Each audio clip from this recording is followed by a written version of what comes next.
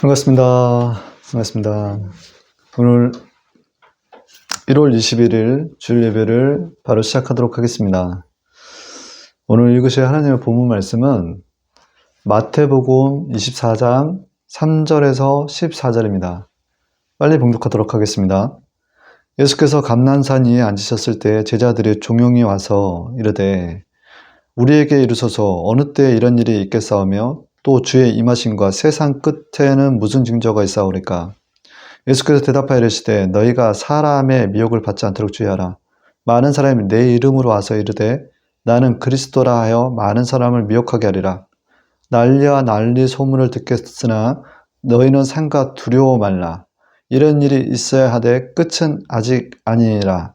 민족이 민족을 나라가 나라를 대적하여 일어나고 있고 처처에 기근과 지진이 있으리니 이 모든 것이 재난의 시작이니라. 그때 사람들이 너희를 환난에 넘겨주겠으며 너희를 죽이리니 너희가 내 이름을 위하여 모든 민족에게 미움을 받으리라. 그때 많은 사람이 시험에 빠져 서로 잡아주고 서로 미워하겠으며 거짓 선지자가 많이 일어나 많은 사람을 미혹하게 하겠으며 불법이 성함으로 많은 사람이 사랑이 식어지리라. 그러나 끝까지 견디는 자는 구원을 얻으리라. 이 천국 복음이 모든 민족에게 증거가 되기 위하여 온 세상에 전파되리니 그제야 끝이 오리라. 아멘. 아멘. 오늘 읽으신 마태복음 24장 3절에서 14절의 말씀을 근거로 이 땅 가운데서 추구해야 할 것들이라는 제목으로 오늘 시간을 갖도록 하겠습니다. 지난주에 이제 동아일보에 이제 기사가 실린 게 있었는데 이제 그 러시아와 우크라이나의 전쟁 가운데서 서유럽 그 국가들이 그 군수무자 조달이 어려워졌다라는 거예요. 그리고 이제 중동과 하마스, 또 이스라엘 전쟁, 또 후티 반군이 그 홍해 쪽으로 가는 물류의 그 선박들을 미사일로 공격하는 그런, 그래서 미군의 유조선을 탈취했다라는 그런 기사들. 더불어서 이제 대만 해협 그 중국 전쟁 시기에 미국의 현재 리더십으로 그 감당을 할 수 있겠느냐. 더불어서 이제 저 북한에서는 저희 대한민국을 적대 국가로서 핵무기를 선제 공격한다라고 해서 뭐 전쟁 운운을 하고 있어요. 그래서 전체적인 그 그림에서 보면 큰 그림에서 누가 이득이 될까라는 어떤 기사가 실렸었는데 이런 흉흉한 소식 가운데서 이제 과거에 그 평화 배당금은 끝나고 이제 포스트워 전후의 세계가 아니라 이제 프리워인 세대 전의 세대로 되돌아갔다. 그러니까 새로운 전쟁이 기다리고 있다라는 거예요. 새로운 전쟁. 그래서 진짜 전쟁이 올 것이다라는 거예요. 일본의 그 이시카와현의 노토반도에서 규모 7.6의 강진이 일어났습니다.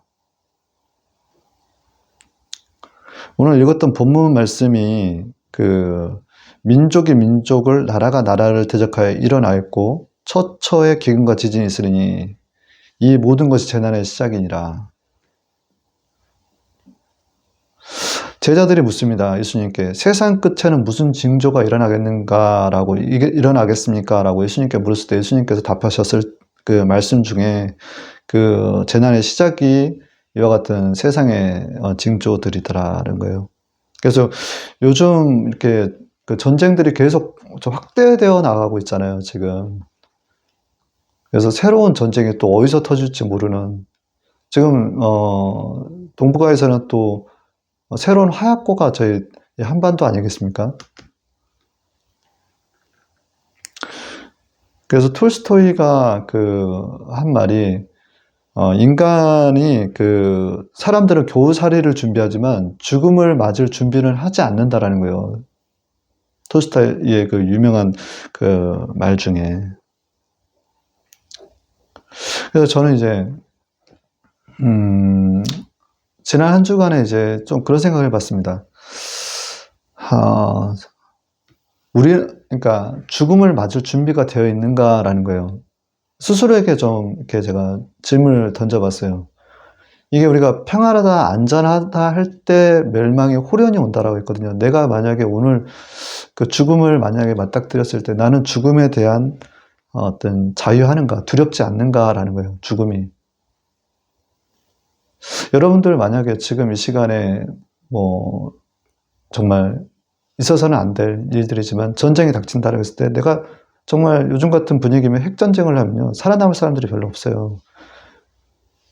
내가 죽음에 대해서 한다고 자신 있을 수 있냐라는 거예요.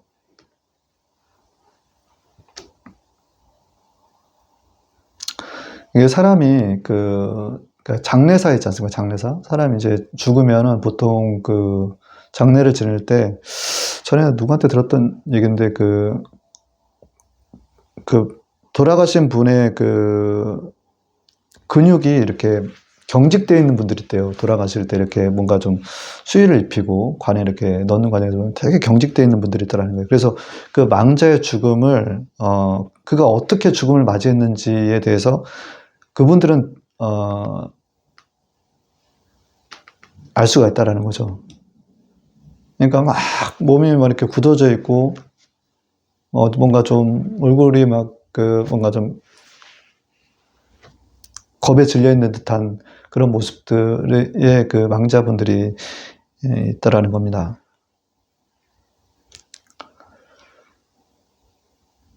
계시록 21장 8절에는 그러나 두려워하는 자들과 믿지 아니하는 자들과 흉악한 자들과 살인자들과 행음하는 자들과 술객들과 우상 숭배자들과 모든 거짓말하는 자들은 불과 유황으로 타는 못에 참이라니 이것이 둘째 사망이라. 근데 앞서서 이제 계시록 21장 8절에 처음에 나오는 게 두려워하는 자들이에요. 두려워하는 자들. 그러니까 죽음을 두려워하는 자들이 사실 불과 유황에 타는 불못, 진짜 두 번째 사망에 이른다라는 겁니다. 다시 말씀드리면 죽음이 두렵다라고 느껴진다라고 하면 형벌이 기다리고 있다라는 거예요. 형벌.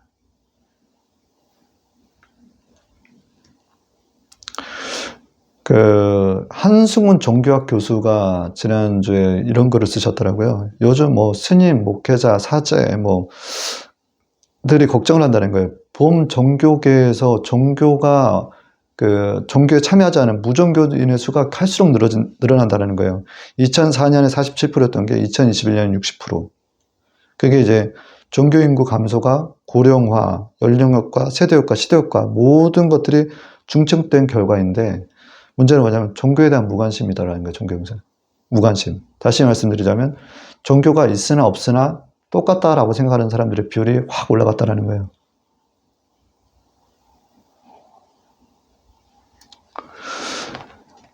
가짜와 진짜가 막 섞여 있는 세대입니다. 이 시대입니다. 그래서 이것도 저것도 싫다라고 생각하는 요즘의 사람들의 어떤 성향이 결국 영적인 세계에 대한 무지로 가더라는 거예요. 그리고 결국 이것은 마귀가 원하는 전략이다. 저는 그렇게 봅니다.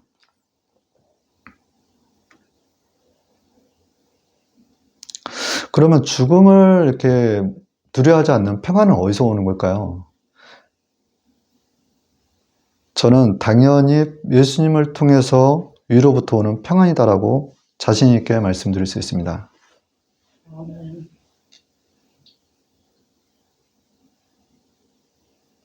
사실 이 땅 가운데서 천국을 경험한 자들은요, 죽음 너머에, 피할 수 없는 죽음 너머에 영원한 천국을 소망하게 돼요.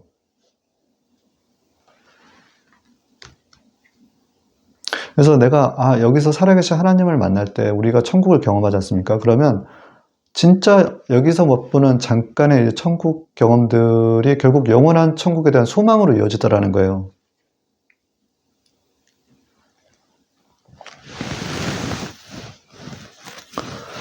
요한일서 4장 18절에는 사랑 안에는 두려움이 없고 온전한 사랑이 두려움을 내어 쫓나니라고 있어요.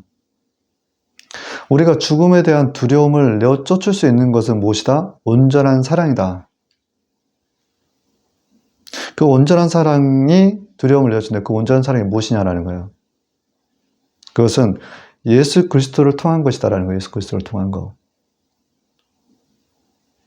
요한일서 4장 16절에는 하나님의 우리를 사랑하시는 사랑을 우리가 알고 믿었느니 하나님은 사랑이시니라.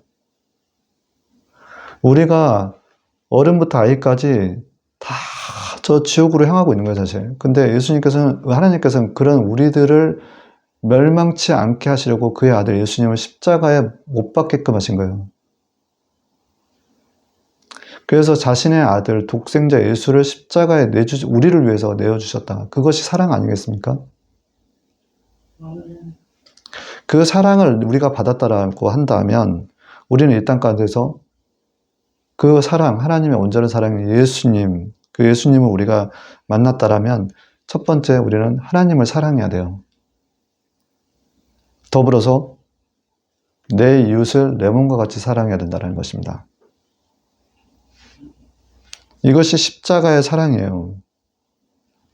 마태복음 22장 37절 39절 이르시되 내 마음을 다하고 목숨을 다하여 뜻을 다하여 주 너희 하나님을 사랑하라 했으니 이것이 크고 첫째 되는 계명이요 둘째는 그와 같이 내 이웃을 내 몸과 같이 사랑하라 하셨으니 라는 거예요. 이 십자가 사랑은 한쪽 사랑이 아니에요. 하나님만 사랑하고 내 이웃을 사랑하지 않는다거나 또 내 이웃만 사랑하고 하나님을 사랑하지 않는 것이 아니라 하나님과 내 이웃을 같이 사랑하는 십자가 예수님 사랑이더라는 거예요. 이게 온전한 사랑이에요. 이 온전한 사랑이 두려움을 내어 쫓더라라는 것입니다.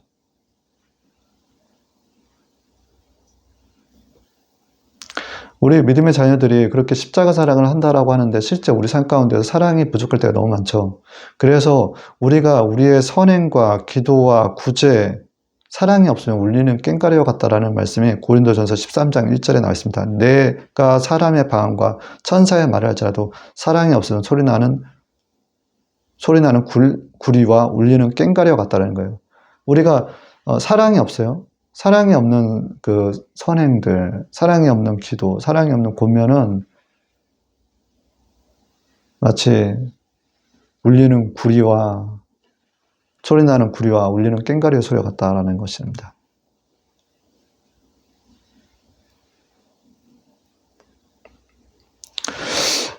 그 스피노자라는 그 네덜란드 철학자가 있는데 그가 한 유명한 말이 있습니다. 내가 지구가 오늘 멸망하더라도 오늘 한 그루의 사과나무를 심겠다라는 얘기를 했어요. 오늘 죽는다면 오늘 하루에 주어진 시간 동안에서 여러분에게서 가장 가치 있고 소중한 일이 무엇이라고 생각하십니까? 오늘 하루에 각자의 삶 가운데 주어진 시간에 여러분들이 천국에 대한 확신이 있어요. 죽음이 두렵지 않아요. 그럼 오늘 하루의 삶에서 가장 중요하고 가치 있는 것들이 무엇일까 한번 생각해 보시기 바랍니다.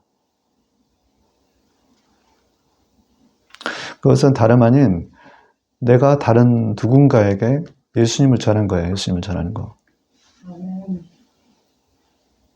그 예수님이 영원한 생명이기 때문에 그 생명인 예수님을 믿게끔 전하는 거예요. 전하는 거. 그게 가장 가치 있는 거예요. 소중하고.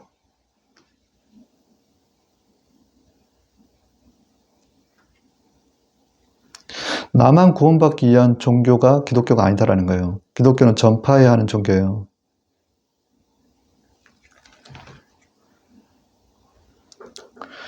근데 우리가 이제 사도행전 1장 8장 오직 성령이 너희에게 임하시면 너희가 권능을 받고 예루살렘과 온 유대와 사마리아 땅끝까지 복음을 전해 증인이 되리라 하시니라 라고 했는데 제가 이제 주변에서 이제 예수님을 전하다 보면 이런 경험들을 많이 합니다. 운명은 정해져 있는 것 같다. 이렇게 얘기를 하시는 분들이 있어요. 그리고 또 다른 분들은 또 어떤 얘기를 하면 나중에 내가 믿지라는 얘기를 해요. 나중에 믿지. 근데 이 운명은 정해져 있다라고 생각하시는 분들과 나중에 믿으면 되지라고 얘기하는 지금 내가 할 게 많아 라고 하시는 분들은 어떤 착각을 하고 계시냐면 생사하복의 어떤 주권이 본인들에게 있다고 생각하는 거예요. 본인들에게. 마태복음 6장 34절에는 그러므로 내일을 위하여 염려하지 말라. 내일은 내일 염려할 것이요 한날 괴로움은 그날의 족하니라.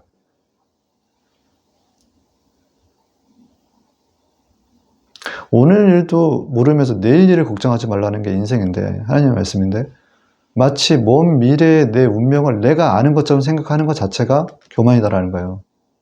사실 우리는 먼 미래의 일을 몰라요. 물론 운명은 정해져 있지만 그 운명을 내가 모른다라는 겁니다.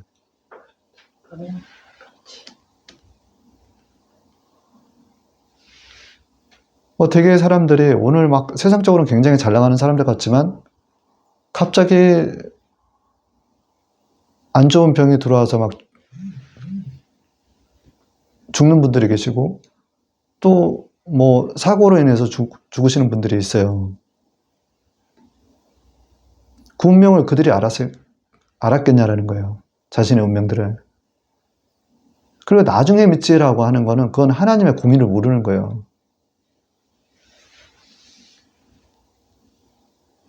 하나님께서는 이 땅 가운데 죄에 관해서 우리가 죄를 지으면 예수님의 피로 씻어지지만 죄에 관해서 깊이 회개하게 하시는 게, 이 땅 가운데서 회개끔 하시는 게 하나님의 공의다라는 거예요, 공의. 아멘. 내가 늦게 믿으면 나는 그냥 천국 갈 거라고 생각하시는 분들이 참 하나님의 공의를 과연 알고 있나라는 생각이 좀 들어요.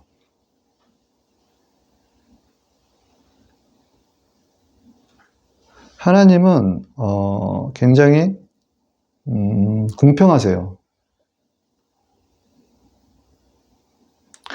뭐 악인들이 득세하고 막 못된 사람들이 막 사기치고 그래서 막 이 땅 가운데 잘 사는 것 같지만 하나님 그런 자들, 하나님의 자녀가 아닌 자들은 그냥 내버려둬요. 그렇게 해서 진짜 사망에 들어요. 그냥 내버려둬요. 그래서 가끔 오해하시는 분들이 있는데 악인들이 저렇게 형통한 걸 보면 하나님 없는 거 아니야? 라고 생각하시는 분들이 있어요. 못된 그런 어떤 내 주변의 사람들을 괴롭게 하면서 잘 사는 사람들. 하나님께서 그들은 이미 심판이 그들에게 임한 거예요. 죽음 위에 영원한 것이 있다. 오히려 그 예수님을 만날 수 있는 그 확률이 높은 사람들이 가난한 심령을 가진 자들이다. 그래서 가만히 대한민국의 교회가 굉장히 많지 않습니까? 교회 수가 많은 걸 보면 다 이유가 있더라고요. 왜냐하면 북한이 항상 이렇게 도발을 하거든요. 그러니까 가난한 심령을 가질 수밖에 없어요. 그리고 또 더불어서 우리가 또 가난하기도 했고, 실제 과거에. 그래서 마태복음 5장 3절에는 입을 열어 이르시되 심령이 가난한 자를 복이 있나니 천국에 저희 것입니다. 그러니까 예수님을 전할 때에 쉽게 받아들이는 사람들의 유형들이 되게 보면 심령이 가난한 분들이더라는 거예요.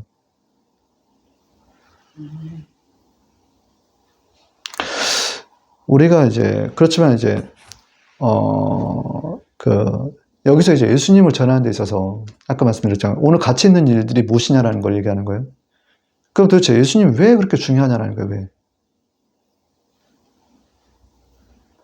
일단은 여기의 삶이 생각보다 짧아요. 그래서 이제 뭐 보통 우리가 얘기하면 우리 연수가 70이요 간간하면 80이라도 그 연수에 자라간 수고와 슬픔뿐이요 신속했거니 우리가 날아가나이다. 10편, 10편인데 생각보다 시간이 훅 지나가지 않습니까? 근데 이 끝에는 심판이 기다리고 있다는 거예요. 심판. 그 심판 때문에 인간들이 두려운 거예요. 그래서 한 번 죽는 건 사람에게 정해진 거죠. 그 후에는 반드시 심판이 있으리니. 히브리서 9장 27절의 말씀이에요. 하나님은 모든 행위와 모든 은밀한 일을 선악간에 심판하시니라. 우리 하나님 앞에 서면요. 하나님이 우리의 은밀한 일을 다 보여주신다는 거예요. 우리가 정말 드러내기 싫었던 그런 나만이 알고 있는 그 죄들을 하나님 앞에서 다 이렇게 보여주신다는 거예요.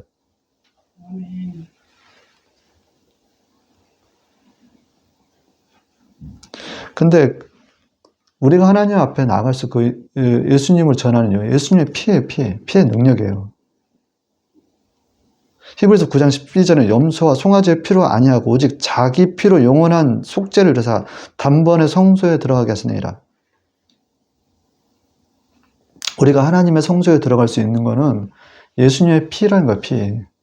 왜냐하면 자신의 아들의 목숨을 십자가에서 우리를 위해서 내어주셨기 때문에 그가 흘리셨던 피가 우리의 생명을 살리신 거예요. 우리의 죄의 문제를. 그래서 예수님을 믿고 예수님으로 피 제사함을 받아야지만이 우리가 하나님 앞에 나갈 수가 있는 거예요. 그렇지 않고 우리는 사실 하나님 앞에 서는 순간 우리는 망하였도다라는 얘기가 나오는 거예요. 왜냐하면 우리 입술이 부정하고 우리가 입술이 부정한 사람들 사이에 있기 때문에 그렇다라는 거예요. 놀라우신 하나님의 사랑이에요. 그 예수님의 피가 우리의 죄를 씻어주고 계신다라는 거. 모든 많은 종교가 있지만 그 많은 종교에서 우리의 죄 문제를 해결할 수 있는 종교는 없어요. 예수님을 빼놓고서는.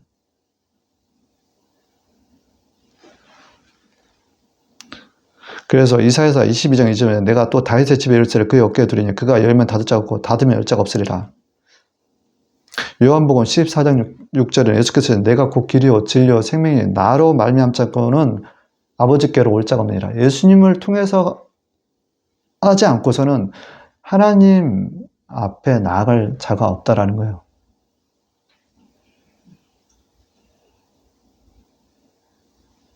그의 아들 예수님을 십자가에 못 박은 것은 인류를 구원하기, 인류의 인간의 죄를 친히 하나님, 근본 하나님과 본체신 예수님이, 하나님이 직접 십자가에서 못 박히셔가지고 인류를 구원하시게 피 흘렸다는 놀라운 사건. 그게 하나님의 사랑이라는 거예요. 아멘. 그 사랑이 우리가 이 땅 가운데서 그런 하나님의 사랑을 알고 하나님을 사랑하고 내 이웃을 사랑할 때 두려움이 없어지는 거예요. 두려움이. 죽음에 대한 두려움이.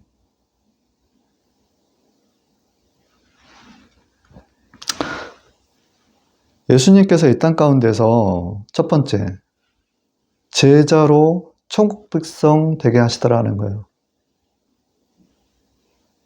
하나님께서는 우리가 예수님 제자 되기를 바라시고 죄와 멀어지는 천국 백성 되기를 원하신다.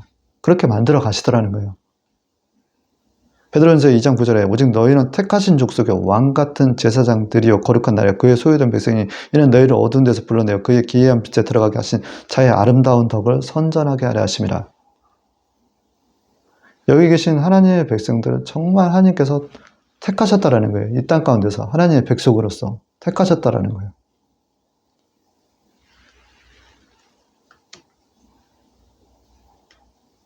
우리가 이제 그런 하나님을 기쁘시게 하기 위해서는 우리의 모습을 통해서 무엇을 드러내야 되냐? 예수님을 드러내야 된다는 거예요. 우리 자신을 드러낼 게 사실 없다라고 말씀을 드렸습니다. 제 자신을 드러낼 게 없어요, 사실. 하나님 앞에서 이 누추한 저의 모습을 드러내기 게 없는 거예요, 사실. 사람들에도 마찬가지인 거죠. 연약한 모습들이 너무 많아요. 그럼 우리가 예수님 모습만 드러낼 수 있게끔 방향 지시등 역할을 해주면 되는 거예요. 우리의 모습을 통해서 예수님을 바라볼 수 있게끔. 그래서 우리의 겉사람은 날로 폐해지나 우리의 속사람은 날로 새로워지는 거예요. 발을 씻기게 되면 우리의 삶이 복음에 초점을 맞추게 된다라고 여러 번 말씀드렸습니다. 그래서 복음을 전하지 않으면 화로다. 이게 진짜 어떻게 보면 이 땅 가운데 산 가운데서 굉장히 축복받은 삶이다라는 것입니다. 그래서 여러분들은 교회의 무리가 아닌 제자가 되셔야 돼요.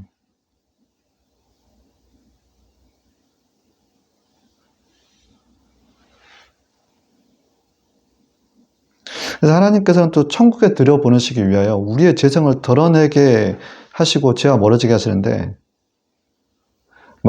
마가복음 9장 42절에서 49절에는 내 손이 범죄하거든 내 손을 찍어버리고 내 발이 범죄하거든 내 발을 찍어버리고 내 눈이 범죄하거든 내 눈을 뽑아버리라 라는 거예요.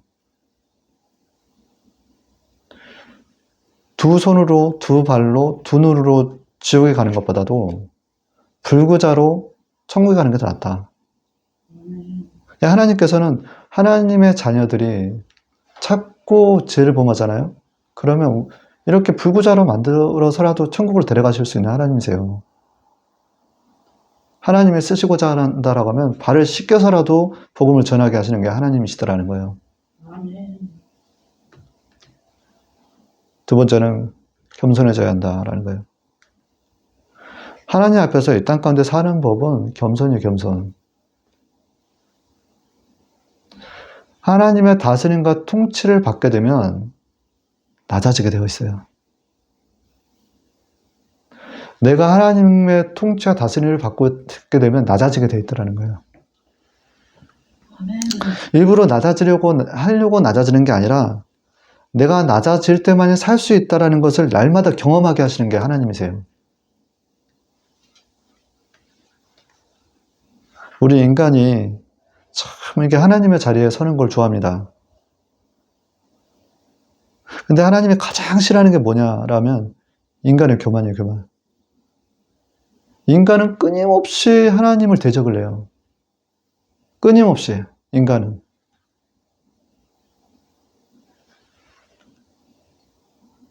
그래서 잠언서 27장 21절에 도가니로 은을 풀무로 금을 칭찬으로 사람을 단련하시기도 한다는 거예요. 왜냐하면 사람들이 칭찬받으면 교만해지거든요.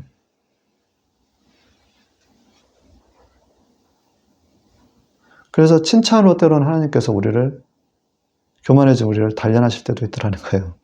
아멘.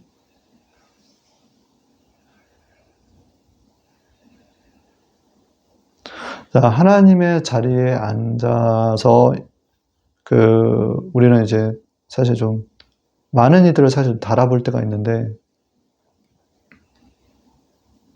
메네 데겔 우바르신 메네 데겔 우바르신이라는 거는 왕을 저울에 달아보았는데 부족함이 있어서 나뉘게 하셨다라는 거예요. 이게 바벨론 왕 벨사살 마지막 왕에게 하나님의 손이 벽에 이렇게 쓰셨던 글이 이렇다라는 건데 이게 우리가 이런 하나님의 자리에서 내 이웃들을 달아볼 때가 많다라는 거예요. 메네 데겔 우바르신 내가 달아보니 부족해서 너희들은 찢어져야 돼 라고 하는 우리가 하나님의 자리에 앉아있는 때가 참 많다라는 겁니다. 주의해야 된다라는 거예요. 우리에게는 허물과 제약이 있어요. 그 허물과 제약을 예수님께서 이사야서 53장 5절처럼 그가 찔리면 우리의 허물 때문이에요. 그가 상한 우리의 제약 때문이라. 그가 징계를 받음으로 우리가 평안을 누리고 그가 채찍에 맞음으로 나음을 입었도다.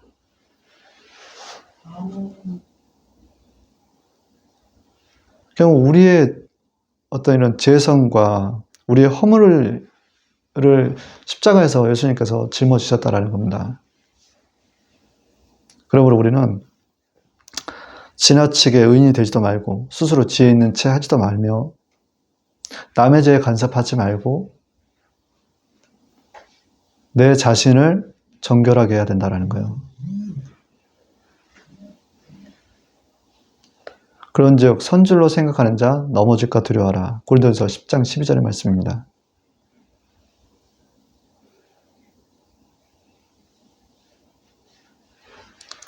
우리가 겸손할 때에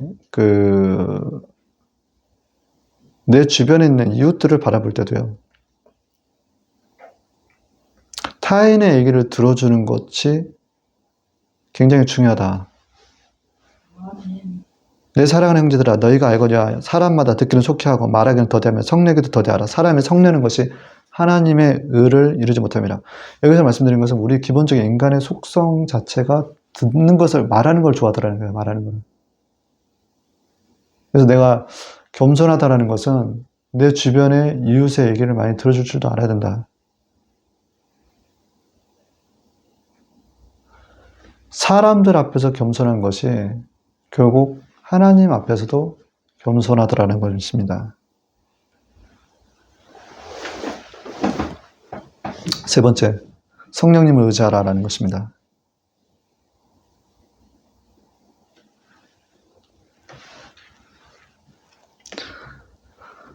이 땅 가운데 성령님을 의지하라. 은혜는 값없이 주신다는 거예요. 사실 값없이 주시는 게 맞아요. 공로가 아니다라는 거예요. 그러나 우리의 노력도 필요하다라는 거예요.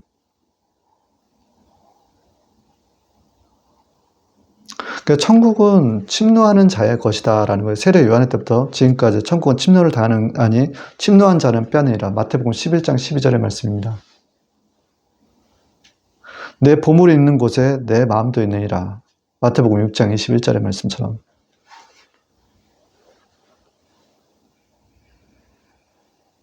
앞서 말씀드렸지만 하나님께서 우리에게 값없이 은혜를 주신다라고 얘기를 했어요. 그렇지만 우리가 달라 할 줄 알아야 된다는 거예요. 우리의 노력이 필요하다라는 거예요. 누가복음 11장 11절에서 13절에 너희 중에 아비된 자 누가 아들의 생선을 달라 하면 생선 대신에 뱀을 주며 알을 달라면 전갈을 주겠느냐. 너희가 악할지라도 좋은 것을 자식에게 줄 줄 알거든 하물며 너희 천부께서 구하는 자에게 성령을 주시지 않겠느냐 하시니라.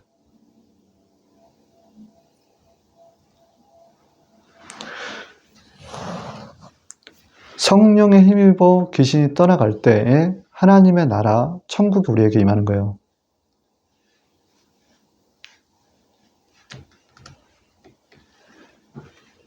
그러나 내가 하나님의 성령을 힘입어 귀신을 쫓아내는 것이면 하나님의 나라가 이미 너희에게 임하니라. 이거 되게 중요한 얘기입니다. 아까 말씀드렸지만 이 땅 가운데 내가 천국을 맛보면 영원한 천국에 대한 소망을 지니게 돼요. 그래서 이 땅 가운데 내가 천국을 맛봤느냐 맛보지 못하느냐에 따라서 진짜 천국에 대한 확신과 의심이 나뉘어지는 거예요.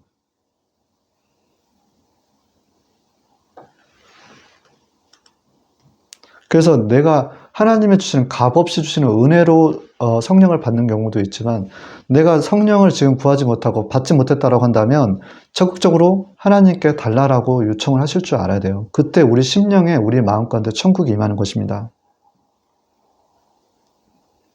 그래서 성령이 우리 안에 자리하시면요. 성경의 말씀과 또 성령의 세미한 음성을 우리가 듣고 나갈 때 순종할 때 우리에게 축복을 주시는 거예요.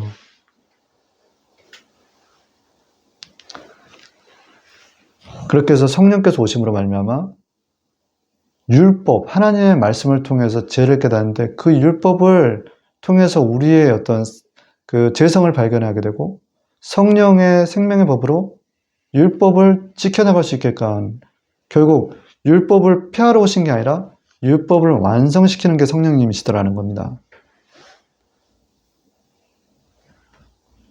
그래서 우리의 싸움이 혈과 육과의 싸움이 아니에요. 에베소 6장 12절에 우리의 씨름이 혈과 육에 대한 것이 아니요 정사와 권세와 세상의 주관자들 하늘에 있는 악의 영들을 대함이라.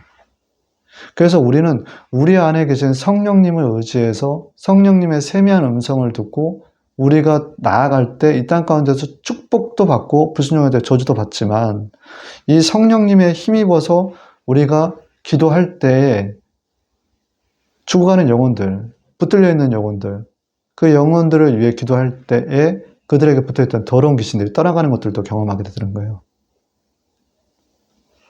한 사람이 두 주인을 못 섬긴다라는 거예요. 한 사람이 두 주인을 섬기지 못할지니 혹 이를 미워하며 저를 사랑하나 혹 이를 중히 여기며 저를 경히 여김이라. 마태복음 6장 24절의 말씀처럼 누구든지 순종하는 자의 종이 된다라는 거예요. 종이. 우리가 성령이 우리에게 자리하면요. 그 성령과 악령의 싸움이 끊임없이 이 땅 가운데 전쟁이 일어나는 거예요. 영적 전쟁이.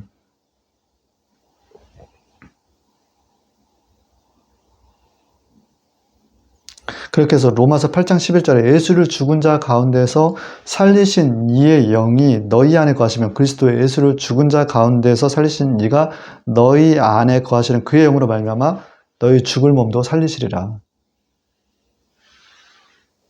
로마서 8장 11절의 말씀입니다.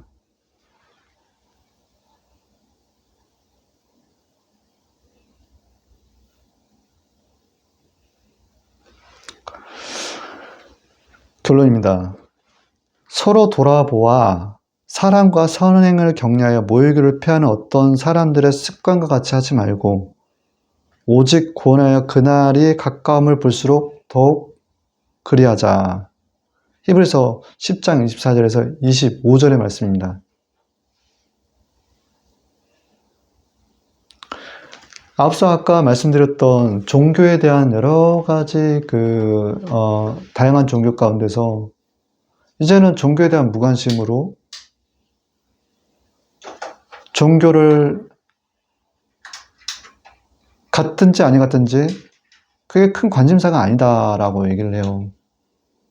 근데 시대를 분별하면서 어떤 사람들의 습관과 같이 하지 말고 오직 그날의 가까움을 볼수록 우리는 모이기를 더 힘써야 된다는 것입니다.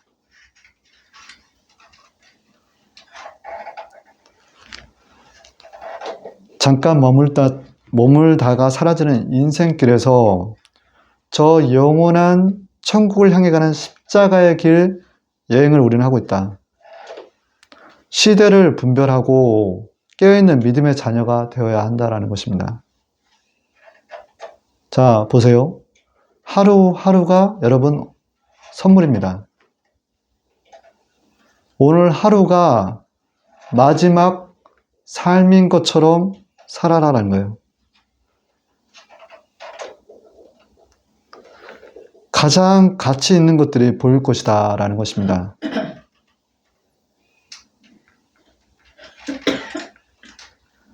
Here and now. 지금, 그리고 여기서 하나님을 사랑한 것 같이 내 이웃을 사랑하며 저 영원한 생명을 주시는 예수님을 전하는 것은 최고의 선물을 전하는 것이다 라는 것을 알게 될 것이다 라는 거예요.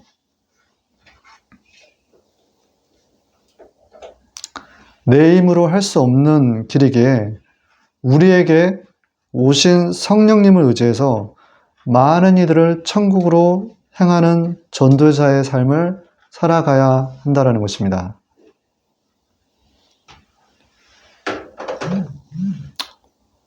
이것으로 주일 예배를 마치도록 하겠습니다. 잠시 기도하겠습니다.